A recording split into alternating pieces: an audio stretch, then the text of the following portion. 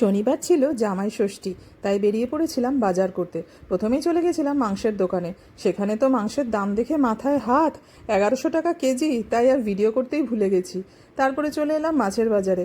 কি মাছ নেওয়া যায়, জামাই ষষ্ঠীতে একটু ইলিশ না হলে চলে, তাই চলে গেলাম ইলিশ কিনতে। সেখানেও প্রায় 1800 টাকা আর 2000 টাকা কেজির ইলিশ।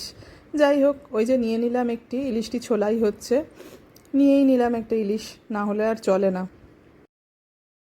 মাছের বাজার দেখতে বেশ ভালোই লাগে আমার বরাবরই। কত রকমের মাছ দেখা যায়, অনেকেই অবশ্য ঘেন্না লাগে, কিন্তু আমার কিন্তু বেশ ভালো লাগে। ভ্যারাইটিস মাছ দেখা যায় এখানে।